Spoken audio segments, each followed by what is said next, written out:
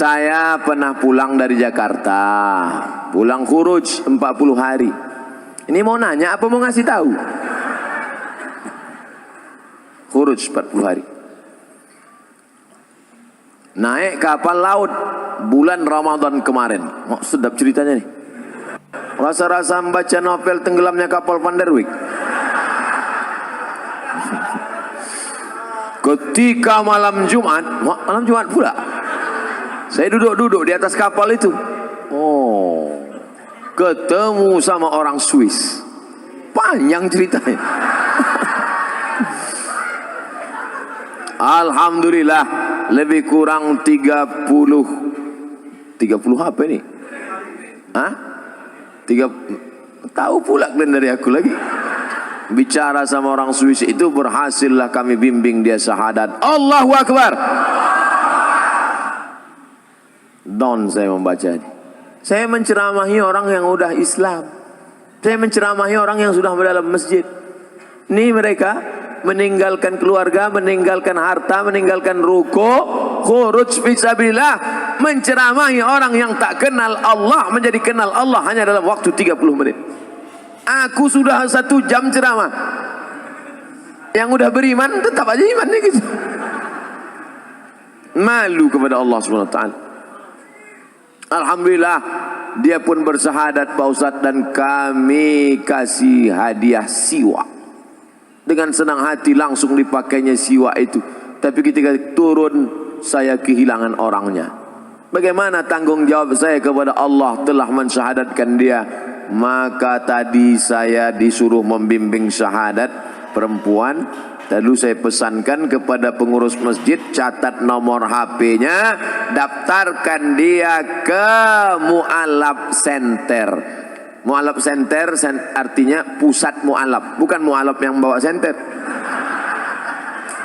Mu'alaf Center, Persatuan Mu'alaf. Nanti kalau ada yang masuk Islam, tolong dibuatkan, daftarkan di Mu'alaf Center. Perhatikan dia sudah ngaji atau belum, sholatnya bagaimana, puasanya bagaimana. Jangan setelah sadar, tapi ini kau sudah berikan dia hidayah, saudaraku. Ayyadiyallahu bika rajulan wahidan, satu orang dapat hidayah kanamu khairum min umurin na'am, lebih baik daripada kau memiliki seekor unta yang merah. Adapun kelanjutan yang mudah-mudahan sekarang kan mereka orang-orang barat ini canggih, dia tahu internet, duit dia banyak. Mudah-mudahan dia kembali ke Swiss dan dia menggabungkan diri dengan saudara muslimnya di Eropa. Amin. Yang udah lalu tak bisa kita ulang. Cuma yang akan datang kalau mensyahadatkan, jangan lupa catat nomor HP-nya, alamatnya, supaya bisa kita kirim kabar, kita kasih video ceramah saya ini pula. Adik-adik yang di Fakultas Bahasa Inggris di USU Universitas Sumatera Utara, kalian terjemahkan bahasa ceramah saya ini ke bahasa Inggris supaya masuk Islam pula orang-orang Swiss sana nanti insyaallah. Jangan dia ini aja dapat surga, saya mau juga. Bagaimana Islam dia Pak Ustadz? Dia udah bersyahadat, tinggal dia belajar sholat, belajar puasa, belajar dia bagaimana berzikir, membaca Quran. Jangan lupa di Eropa itu pengajian Islam justru lebih banyak. Di sana ada Islamic Center, ada Islamic Council, macam-macam di sana ada. Jadi jangan cemas, jangan takut. Engkau sudah menyampaikan hidayah kepada saudara kita. Begitulah aslinya dakwah. Inilah yang da'i mengajak orang dari jalan setan ke jalan Allah, mengajak orang dari jalan tak tahu hidayah kepada jalan hidayah. Inilah yang da'i, bukan Ustadz Abdul Somad da'i. Ustadz Abdul Somad hanya mau izoh hasanah, menceramahi orang yang sudah dalam masjid, orang yang sudah baik, orang yang sudah dapat hidayah. Nah, Ustadz, bagaimana cara menghadapi suami yang terlalu fanatik dengan pengajian salafi? Sementara saya selalu berselisih paham dengan dia, dan dia selalu melarang saya untuk jangan memfoto atau memvideokan anak saya. Mohon pencerahannya Pak Ustadz. Perbedaan dengan salafi ini ada beberapa poin. Saya banyak kawan saya salafi. Ustadz Maher Tuailibi salafi, Ustadz Omar Mita salafi, Ustadz siapa yang di Malang? Abdullah Hadrami salafi. Cuma salafi ini ada yang garis lunak, ada yang garis keras. Kalau yang lunak baik, tetap hubungan baik. Cuma kalau yang keras, pertama ditengoknya jenggot, kedua kaki celana. Asal tengoknya tak berjenggot, tak gigi celana, neraka jahanam. Saya berapa kali dimasukkan orang itu ke neraka.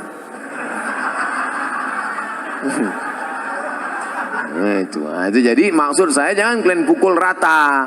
Jangan pukul rata. Adapun dia melarang foto, melarang video, bagus juga. Takut dia kalau anak ini difoto, dibuatkan video, diupload di Instagram, di FB, nanti takut kena penyakit ain. Hati-hati Pak. Jangan cuman foto anak, foto bini pun bisa kena juga. Dilarikan orang bini bapak nanti. Itu hati-hati. Jadi kalau sekedar melarang foto sama video tak apa-apa. Tapi kalau sampai pada perbedaan mazhab, ini tentang masalah salafi.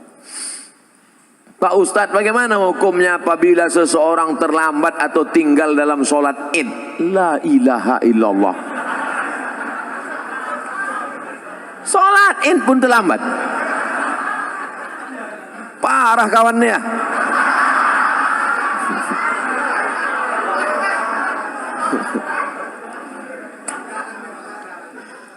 Soalnya saya dikasih tahu sama Ustadz Iqbal, kata dia kita ini mau ke masjid yang paling ramai sholat subuhnya. Betul itu. Kenapa ada yang terlambat sholat id? Jadi kalau sampai ke tanah lapang, imamnya sudah takbir yang kelima. Allahu Akbar. Allahu Akbar. Allahu Akbar. Allahu Akbar. Apakah makmum yang masbuk tadi mesti mengulang takbirnya tadi? Tidak, karena takbir itu hukumnya sunat. Dia ikut aja berapa yang dapat. Bagaimana kalau dia datang imamnya sudah tasyahud akhir?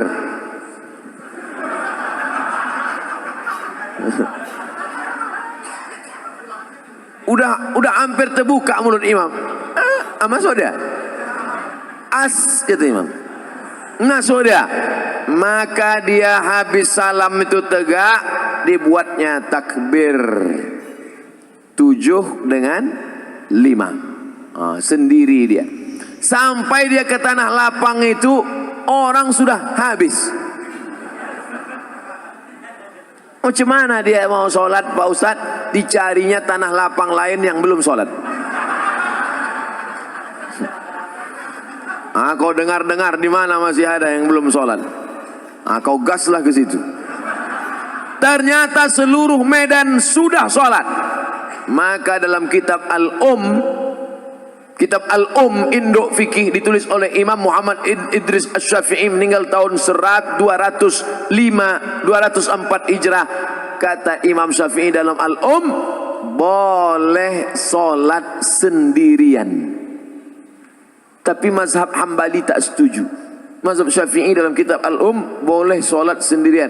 Bagi yang musafir, kemarin ada yang WA saya, Ustaz, saya pulang kampung naik pesawat, apakah saya nanti sampainya sekitar jam sekian gak ada sholat id lagi? Sholat sendirian menurut pendapat mazhab Syafi'i. Ustaz, saya baru tahu kalau pasangan hidup saya LGBT.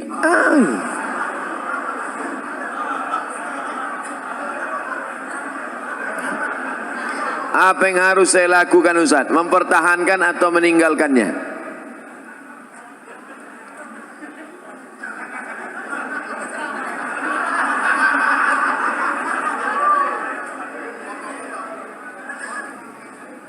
Mungkinkah pertemuan itu di luar kuasa Allah Subhanahu wa taala? Tak mungkin. Maka harus dibaca, ada hikmah di balik ini. Hikmah pertama, sebenarnya Allah memilih engkau karena Allah sedang menguji engkau merubah si LGBT ini. Oleh sebab itu, kau ajak dia, bang, ini laki-laki LGBT ini kan? Bang, kau berubah bang, berubah. Bisa kau tengok yang laki-laki, kau tengok aja aku.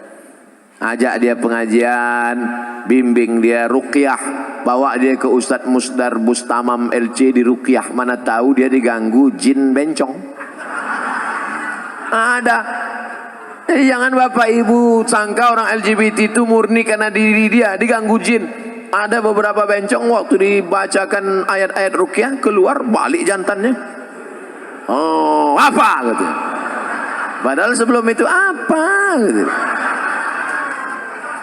Sehat dia. Nah, segala usaha, pergi ke terapis, pergi ke psikolog, pergi ke ustadz, pergi ke ruqyah. Kalau kau tengok ada perubahan, lanjutkan. Tapi kalau kau tengok nampaknya dia tak berubah, maka kau gugat ke pengadilan, kau cari suami yang bersih dari penyakit LGBT. Tapi lakukan dulu langkah-langkah ini. Tapi kalau dia tak berubah juga, memang tak ada niat dia untuk berubah, memang dia mau bertahan di situ. Kalau perempuan lemah, tak sanggup, la yukallifullahu nafsan illa usaha, maka kau gugat dia ke pengadilan. Saya gugat dia karena dia LGBT. Tengok sama Pak Hakim, kenapa kau gugat dia? Dia LGBT. Betul kau LGBT? Iya, kata dia. Mudah-mudahan Allah menyelamatkan anak cucu cicit kita dari LGBT ini. Penyakit LGBT ditulis dalam Al-Quran. Innakum la ta'tuna ar-rijala syahwatan min dunin nisa. Kalian mendatangi laki-laki bersahwat tak mau pada perempuan. Hukumannya ditulis dalam Quran. Ja'alna 'aliyaha safilaha. Kami jadikan yang bawah naik ke atas, yang atas bawah turun ke bawah. Amtarna 'alaihim bihijaratin min sijilin mamdud. Kami hujani mereka dengan batu dari api neraka. Tak ada azab-azab yang hebat itu sampai ditulis dalam Quran, menunjukkan begitu hebatnya dosa LGBT. Di dunia kena penyakit HIV/AIDS. Ada pengakuan seorang dokter ketika diperiksa, macam-macam penyakit yang tak terlintas di pikiran. Orang kena LGBT ini berbisul otaknya. Orang bisul di lutut, dia di otak. Oleh sebab itu LGBT, tobatlah kalian, tobat. Bertambah lagi musuh. Mengamuk pula besok LGBT. Bantailah situ. Apa lagi dipikirkan? Awak pun akan mati juga. Diam pun mati, bercakap pun mati. Bagus mati bercakap daripada mati diam. Ustaz, sekarang saya ini tengah mengagumi seorang mahasiswa di Mesir. Masya Allah. Balik saya muda balik rasanya. Bagaimana cara saya dalam mengistiqomahkan cinta saya dan membuat hatinya tersentuh? Tentunya tidak mengurangi rasa cinta saya kepada Allah, Pak Ustaz. Kau laki-laki apa perempuan? Saya ini tengah mengagumi seorang mahasiswa. Berarti dia perempuan. Dia suka sama mahasiswa di Mesir. Kau bilang sama dia, Bang, abang janji ya tak tergoda sama cewek-cewek Mesir. Abang mau nanti pulang dari Mesir menikahi aku. Tapi kau perempuan tak boleh ngomong langsung sama laki-laki. Itu namanya perempuan gatal. Nah, walimu yang menghubungi dia, ayahmu, abangmu, datukmu, pamanmu, pakcikmu, ngomong ke dia, Assalamualaikum alumni Mesir. Ya, kau nanti pulang mau nikah sama anak saya. Aku tengok dulu Pak. Kalau segan nanti saya kontak dia, saya hubung. Adik-adik kelas saya itu. Mudah-mudahan dari muda dia sudah menginginkan seorang imam yang dapat bibit bebet bobot yang nanti akan menjadikan anak cucunya menjadi pemimpin-pemimpin bagi orang yang bertakwa. Wa ja'alna lil muttaqina imama. Ini sekarang anak-anak gadis nih yang ditengoknya bukan tamat dari Mesirnya, ini tengoknya bukan ilmu agamanya, ini tengoknya datang naik apa. Kalau tengoknya naik Grab, enggak ada.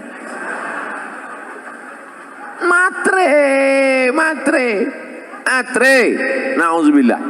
Bersyukur Bapak Ibu, anak-anak gadisnya mau memilih imam, qori, alumni Al-Azhar. Ustaz, saya mau tanya, mana yang diutamakan, suami apa istri?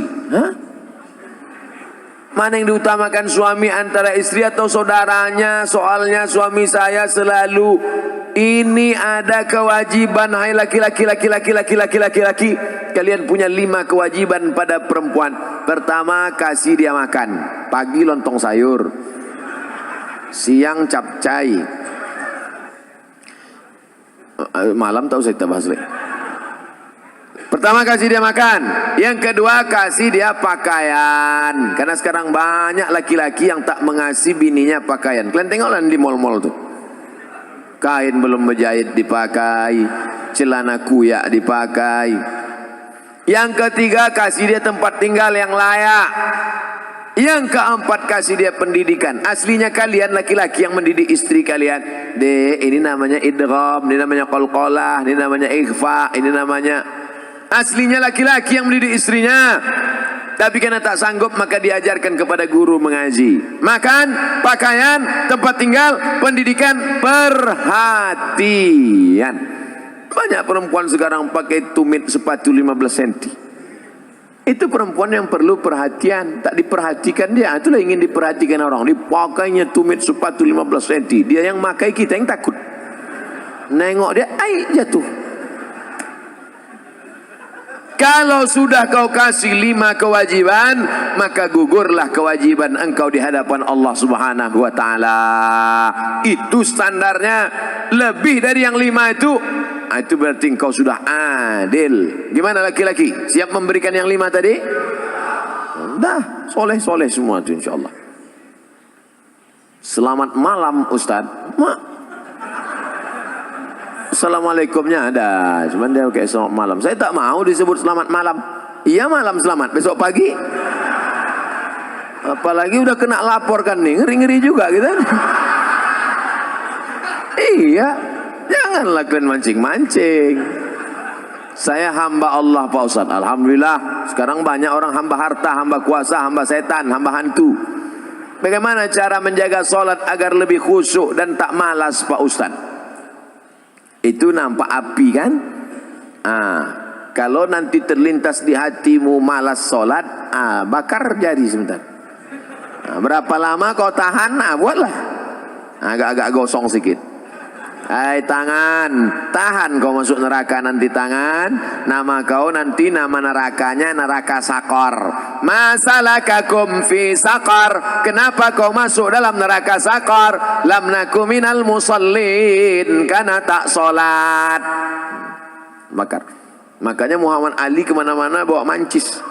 Muhammad Ali petinju, mana-mana bawa mancis. Padahal dia tak merokok. Ditanya orang, kenapa kau bawa mancis? Asal terlintas di otakku mau buat dosa, aku bakar tangan. Kalau mancis tak mampan, obor Pak. Bagaimana sholat ini khusyuk Pak Ustadz? 5. Yang pertama, ketika berwudu khusyuk. Waktu menyuci tangan, bersih dosa dari tangan. Waktu memasukkan air ke mulut, ke hidung, bersihkan dosa-dosa mulut, dosa-dosa lidah, dosa hidung. Waktu air dibasuh ke muka, keluar dosa-dosa biji mata, banyak silap salah. Waktu air menyiram tangan, keluar dosa-dosa dari ujung jari jemari. Khusyuk.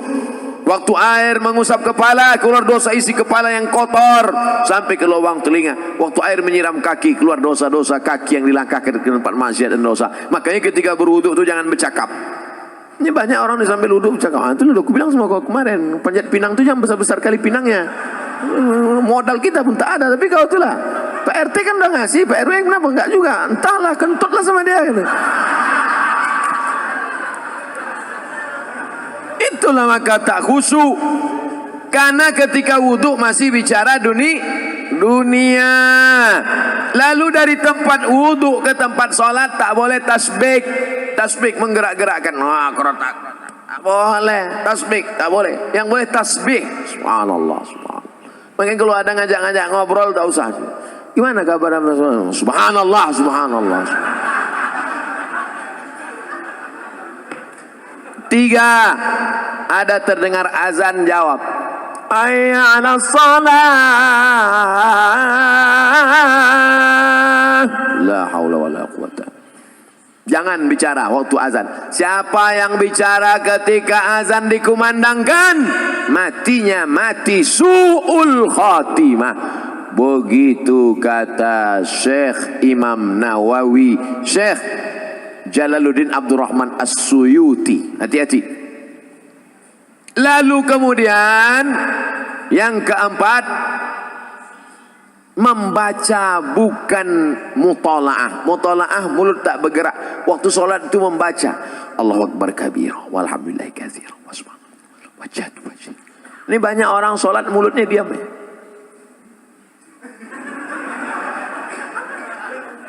Mulut membaca, karena di situ disebut qiraah. Qiraah artinya membaca. Bismillahirrahmanirrahim. Alhamdulillah. Yang kelima, mengerti apa yang dibaca. Itulah mengapa tadi saya pilih ayatnya, ayat-ayat pendek, supaya besok kalau sholat zuhur mengerti apa yang dibaca. Wailul likulli humazatil lumazah alladzi jama'a malahu wa addada. Kebetulan kawan di sebelah tu asik ngumpul-ngumpul harta. Jama'a malahu wa addada. Yahsabu anna malahu akhladah. Kalla la yumbadanna fil hutamah. Apa hukumnya mencium istri sedang berpuasa? Istri siapa?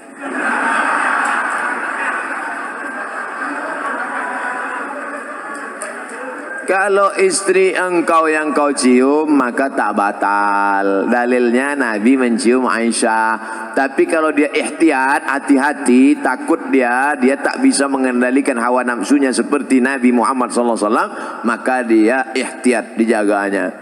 Tapi hukum aslinya tak batal. Tapi kalau sampai memperturutkan hawa nafsu, maka jatuh dalam batal, rusak puasanya. Man lam yada imsakun nafsi, menahan diri, anil mahzurati, dari semua yang terlarang, min tulu'il fajri, dari terbit fajar, ila ghurubi syamsi, sampai tenggelam matahari. Itu definisi puasa.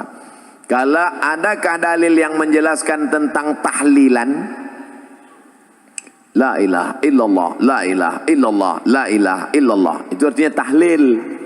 Tasbih, subhanallah. Tahmid, alhamdulillah. Takbir, Allahu Akbar. Tahlil, la ilaha illallah.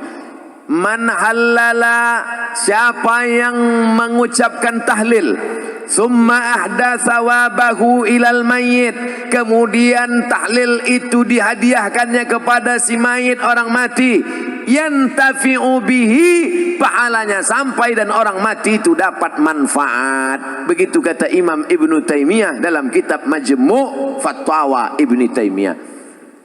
Kenapa Ustaz pilih pendapat Ibnu Taimiyah? Karena yang banyak melarang-melarang nih sekarang anak-anak buahnya Ibnu Taimiyah. Paham? Padahal Imam Ibnu Taimiyah dalam Majmu' Fatawa mengatakan siapa yang mengucapkan tahlil dihadiahkannya pahalanya pada yang meninggal sampai. Kalau dimasakkannya bubur kacang hijau, kenapa Ustaz tiba-tiba ingat bubur kacang hijau? Oke, bubur jagung kalau gitu. Lalu kemudian dihadiahkannya pahalanya untuk almarhum. Sampai apa tak sampai? Sampai. Mana dalilnya? Mana?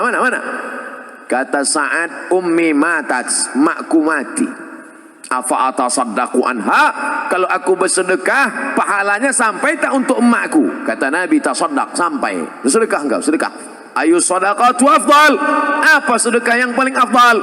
Kata Nabi, saqiyul ma', sedekah yang paling afdal mengasih air minum. Kalau air minum saja sampai, apalagi gulai baung. Artinya sedekah sampai, sedekah sampai, tahlil sampai. Apa lagi? Bacaan Quran.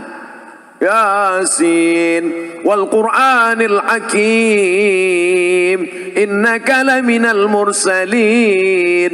Sampai apa tak sampai bacaan Quran pada orang meninggal dunia? Sampai. Bacaan Quran untuk orang meninggal dunia sampai. Mana dalilnya? Ketika Nabi SAW melewati suatu makam, diambilnya pelepah korma, ditusukkannya ke makam itu. La'allallaha an yukhaffifa 'adzabahuma ma lam yaybasa. Tasbih pelepah korma sampai pada orang yang meninggal. Apa komentar Imam Nawawi dalam kitab Majmu', dalam kitab Al-Minhaj Syarah Sahih Muslim Ibn Al-Ajjaj? Kalau tasbih pelepah korma saja sampai, apalagi bacaan Quran orang yang beriman. Buka kitab Ar-Ruh, punya Imam Ibnu Qayyim Al-Jauziyah, murid Imam Ibnu Taimiyah. Punya murid namanya Ibnu Qayyim Al-Jauziyah, punya kitab namanya Ar-Ruh. Diriwayatkan sampai kepada Imam Ahmad bin Ambal lewat di suatu makam, ada orang membaca Al-Quran, Imam Ahmad bin Ambal melarang, tapi orang itu menyebutkan riwayat hadis, ternyata perawinya thiqah, bahwa Nabi punya sahabat namanya Abdullah bin Umar, anak Umar bin Khattab, berpesan, kalau aku mati nanti, bacakan di atas kuburku, pada bagian kepalaku pangkal Al-Baqarah, pada bagian kakiku ujung Al-Baqarah. Itulah dalil bacaan Quran sampai untuk orang yang sedekah sampai, tahlil sampai, baca Quran sampai. Sudah saya sebutkan dalil-dalilnya. Tak juga percaya, saya tak bisa menjawab. Habislah. Saya cuma bisa minta nama lengkap, supaya nanti kalau mati saya kirim. Kalau tak sampai, cepat-cepat kasih kabar.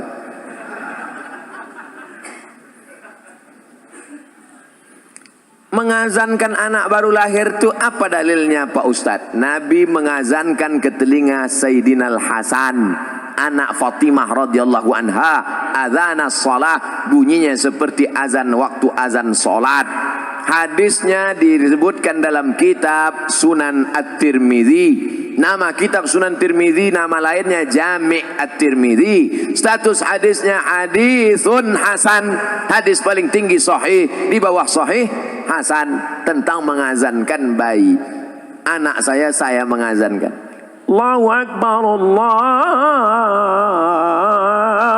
Akbar. Tapi tidak kuat macam itu. Terkejutlah dia. Nah, makanya bapak ibu yang hamil sekarang istrinya, nanti bapak azankan. Tapi yang anak sudah lahir tak usah azankan lagi.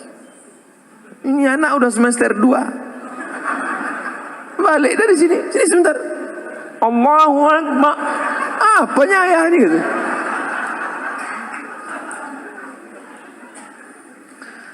Saya mau tanya mengenai pernikahan uang hantaran. Bagaimana menurut pandangan Ustadz kalau si ibu wanita itu meminta uang hantaran mahar yang cukup tinggi? Ada tiga kemungkinan ini. Pertama, memang mau bertanya masalah hukum. Yang kedua, mau menyindir mak tua dari sini. Yang ketiga, mau menawar. Perempuan yang paling baik, aqalluha mahran, yang maharnya paling murah. Wahai ibu-ibu, turunkan harga mahar. Sebetulnya yang menetapkan harga mahar ini wali, ayah. Tapi sekarang banyak ayah yang anggota ISTI, Ikatan Suami Takut Bini. Maka yang berperan sekarang ibu-ibu, matre. Banyak perempuan lebih mau makan di daun daripada makan di pinggan. Oleh sebab itu, turunkan standar ini sedikit. Jangan nanti setelah dia hamil barulah nauzubillah datang dia baik-baik. Idza ja'akum man tardawna dinahu, kalau datang kepadamu orang yang baik akhlaknya, wa khuluquhu, baik agamanya, fazawijuhu, nikahkan dia. Illa taf'alu, kalau tak kau lakukan, takun fitnatun fil ardi wa fasadun arid, maka terjadi kerusakan yang amat sangat berat. Tolong jangan sampai anak-anak muda ini besok buat baleho turun ke jalan, turunkan harga mahar, turunkan harga mahar. Kemudian jodoh itu seperti apa Pak Ustadz? Apa orang yang sudah menikah terus meninggal, terus menikah lagi, apakah itu berarti jodohnya juga Pak Ustadz? Karena berjumpa orang berjodoh atau karena jodoh dia berjumpa? Memang jam-jam 10:30 ini payah nangkap memang. Karena ada jodoh baru berjumpa, atau karena berjumpa itu orang berjodoh? Karena ada jodoh lah maka berjumpa. Kalau tak ada jodoh, sampai mati tak akan berjumpa. Kok Ustaz tahu? Saya pernah ngalami. Saya Dewan Juri Musabaqah Tilawatil Quran tingkat Provinsi Riau. Kalian pikir Ustaz alang-alang?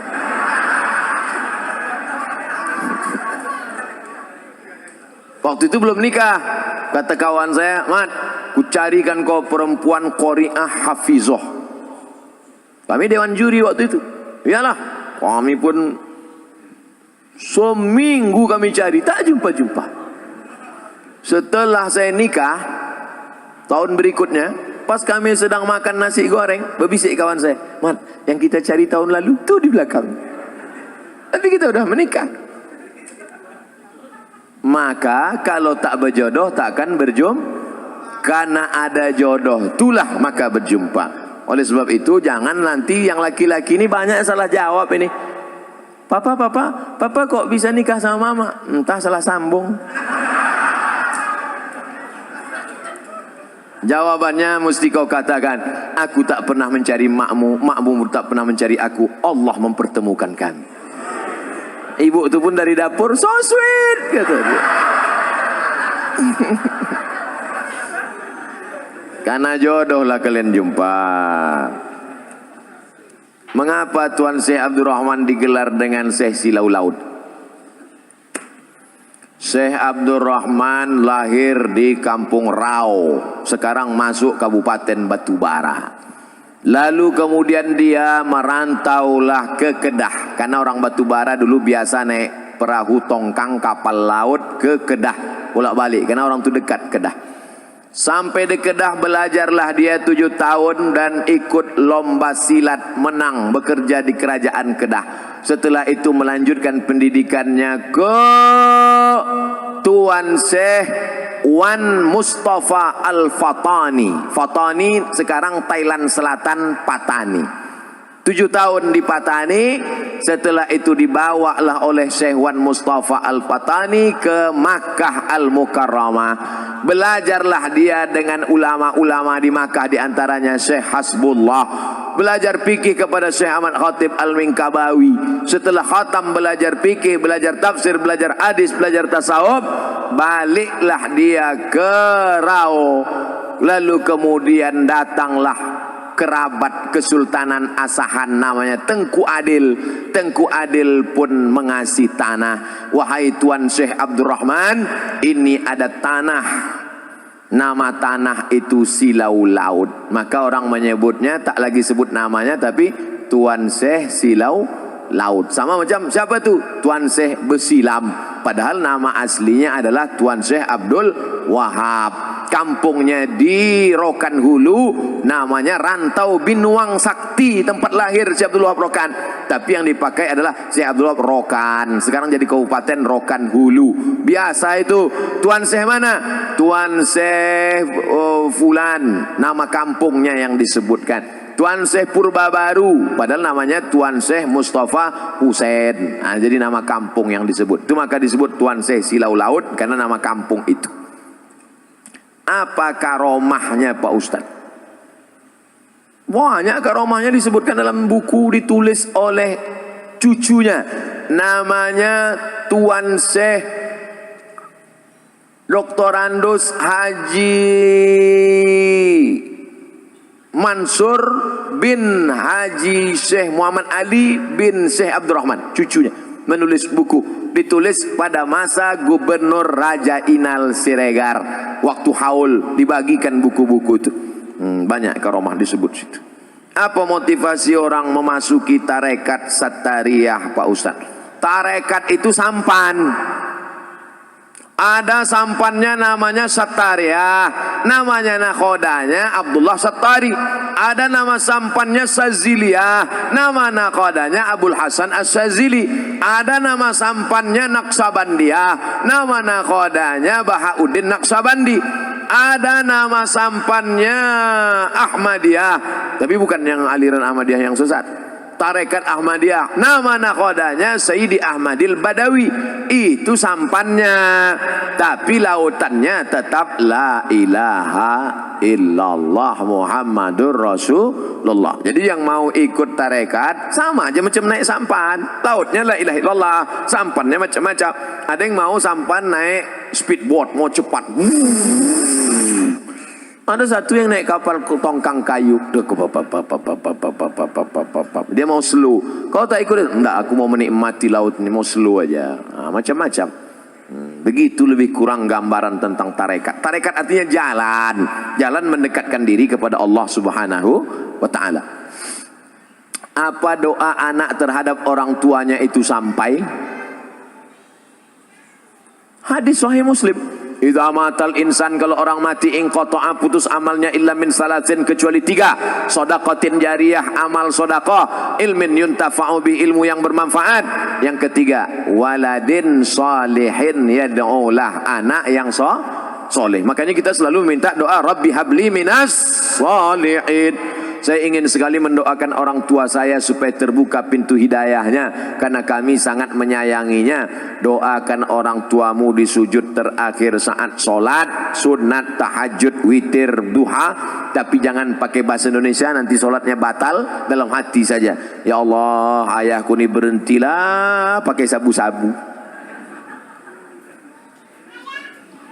Kenapa ketawa? Di masjid kami setiap malam Jumat ada pengajian. Kenapa cuma tiap malam Jumat? Tiap malam lah.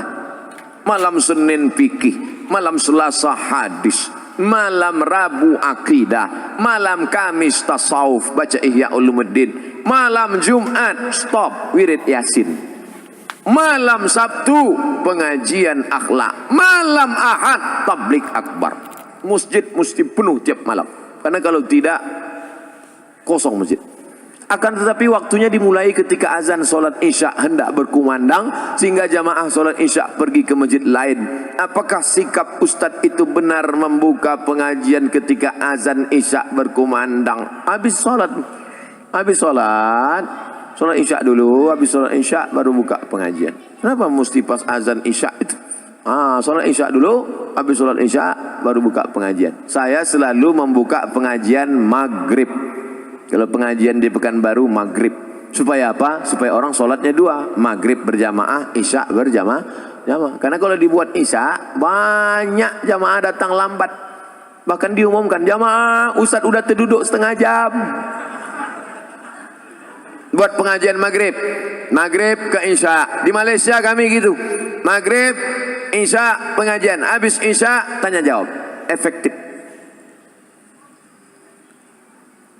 Doa berhajat, dia berhajat naik haji dengan menjual tanah. Namun anak-anaknya melarang, malah minta bagian tanah dibagi sebagai warisan jika orang tua meninggal, sehingga orang tua tak jadi mendaftar haji. Bagaimana sikap orang tua dan sikap anak-anaknya ini? Desa kami banyak tanah ladang lebar-lebar Pak Ustaz. Oh, kalau dapat anak tak bertuah ini lah jadi. Datanglah emak-emak umur 70 tahun menggigil. Saya habis pengajian subuh, Ustaz, anak saya melarang saya karena saya mau pergi umroh. Dilarangnya karena dia katanya dapat warisan. Saya bilang, mestinya dia yang menggendong engkau sampai ke Makkah, balik lagi. Kau gendong makmu ini ke Makkah, jalan kaki, tawaf, sa'i, umrah, balik lagi ke Medan, belum tentu dapat. Kau tebus sekali dia menjerit waktu mengeluarkan engkau dari perutnya. Ini tanah-tanah dia. Dia belum mati lagi. Udah kau atur pula itu harta warisannya. La ilaha illallah. Tak mencium bau surga orang durhaka. La yadkhulul jannah, tak masuk surga. Siapa itu? Uququl walidain, durhaka pada orang tua. Dia mau pergi haji, biar pergi haji. Mak, aku tak bisa membahagiakan kau, Mak. Mestinya aku membayarkan ONH nih. Mestinya aku membawa engkau ke Makkah. Aku tak bisa. Ini di tanah-tanah dia. Mau berangkat dia. Berangkat di tanah suci. Ini harta dia pula ditahan, disuruh pula bagi dia sebelum mati. La ilaha illallah Muhammad Rasulullah. Naik darah tinggi saya. Ustaz, mohon pencerahan permasalahan saya ini. Beberapa bulan yang lalu saya keguguran. Usia kandungan 3 bulan 10 hari. Tapi ada yang berkata kepada saya bahwasanya saya terkena azab. Mohon jawabannya Pak Ustaz agar tidak mengganjal di hati saya. Semoga Pak Ustaz selalu dalam lindungan Allah Subhanahu wa taala. Amin ya rabbal alamin. La yusibul mu'min min nasabin wala wasabin wala saqamin wala syaukin yastakuha. Susah hati, gundah gulana, musibah, duri menusuk tapak kaki, illa kafarallahu anhu biha sayiatu. Sesungguhnya Allah ingin menghapuskan dosa-dosamu, Bu. janinmu gugur 3 bulan 10 hari, kau bukan kena azab. Allah ingin membersihkan engkau dari dosa-dosamu, Bu. Jangan kau dengarkan cakap orang. Di dunia ini kalau dengar cakap orang makin pusing kepala kita. Orang yang terkena musibah itu 3. Yang pertama, Allah ingin menghapus dosanya. Yang kedua, Allah ingin memberikan dia balasan pahala yang lebih besar daripada haji, lebih besar daripada umrah, lebih besar daripada jihad. Apa itu? Sabar. Nih, anak keguguran 3 bulan 10 hari, sabar, maka Allah berikan balasan. Apa balasan ibu yang sabar keguguran?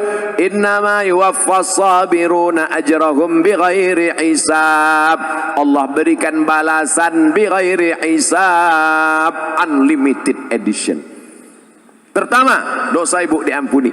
Yang kedua, Allah berikan ibu balasan pahala unlimited. Yang ketiga, di akhirat Allah naikkan derajat. Ada orang-orang yang derajatnya sudah sampai tinggi, tapi amalnya tak cukup. Maka kata Allah, kasih dia ujian, sehingga ketika dia sabar, dia layak untuk menempati itu. Makanya kalau apapun yang terjadi pada kita, kita mesti ibu husnuzon sama Allah. Jangan dengarkan cakap-cakap tetangga kena azab, kena kutuk, kena santet, kena begu ganjang. Ustadz, apa arti kitab kuning itu Pak Ustadz? Kitab kuning warnanya kuning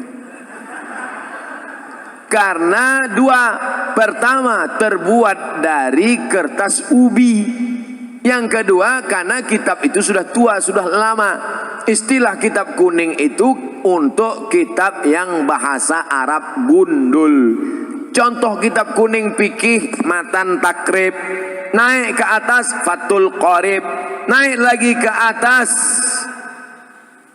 orang membaca kitab I'anatul Talibin. Naik ke atas Al-Mahalli. Naik lagi ke atas Majmu' Sarah Muhazab. Itu yang dibaca di pondok-pondok pesantren kitab kuning. Nahu, belajar dari Imri, belajar dari Al-Ujrumiyah. Naik kepada Imriti. Naik kepada Suribu Bait Ibnu Malik, Syarah Ibnu Aqil, Alfiyah Ibnu Malik. Nah, itu yang disebut dengan istilah kitab kuning adalah kitab Arab gundul. Adapun yang banyak tempat kita perukunan Melayu, itu bukan kitab kuning, itu perukunan Melayu. Bahasanya bahasa Melayu, tulisnya tulis Arab. Beri kami semangat untuk mempelajarinya Pak Ustadz. Masuk pesantren. Semangat, masuk SMA. Mana mau baca kitab kuning anak SMA? Oleh sebab itu wakafkan anak-anak kita. Jangan takut miskin. Ini banyak orang tua, anak ibu di mana? SMA. Kenapa tak masukkan pesantren? Nanti makan apa? La ilaha illallah Rasulullah. Kisah nyata, true story. Mau mendengarnya? Tak mau pun saya ceritakan juga. Menumpanglah dia di rumah makciknya. Susah numpang di rumah makcik. Sekolah pesantren. Apa kata makciknya? Ngapailah kau sekolah pesantren? Nanti kau makan apa? Tengok abang-abang kau. Tu SH, tu insinyur, tu dokter. Malang tak dapat ditolak, untung tak dapat diraih. Hari berganti, musim berubah. Apa yang terjadi? Sekarang makcik di hari tua menumpang di rumah keponakan yang sekolah agama tadi, karena dia punya pondok pesantren dengan santri. Sekarang keponakan tu yang bisa ditumpang. Adapun yang dibangga-banggakan tadi, satu pun tak bisa ditumpang. Dunia tak dapat, akhirat melayang. Saya tak melarang anak-anak jadi insinyur, silakan. Mau jadi SHMH pengacara, silakan. Tapi tetap basic pendidikan agama. Kalaupun dia jadi dokter, biarkan dia jadi dokter. Nanti dia akan jadi teman saya, partner. Kami akan berdakwah ke pedalaman. Abdul Somad ceramah, dia khitan masal. Tabligh akbar bersama dokter muslim. Khitan gratis. Daftarkan anak dan suami Anda. Nah, suami yang mu'alaf baru masuk Islam. Takkan mungkin saya motong pakai kampak satu-satu. Pengacara, bagus. Tanah yang diambil korporat perusahaan asing. Siapa yang membela? Mahal menyewa pengacara. Datang. pengacara gratis dari Ikatan Sarjana Pengacara Muslim. Nah, ini penting. Pendidikan agama, sanawiyah, aliyah, pondok pesantren. Adapun nanti kuliahnya silakan. Fakultas hukum silakan, kedokteran silakan, arsitektur silakan. Mudah-mudahan anak-anak kita semuanya selamat akidah Ahlus Sunnah wal Jamaah.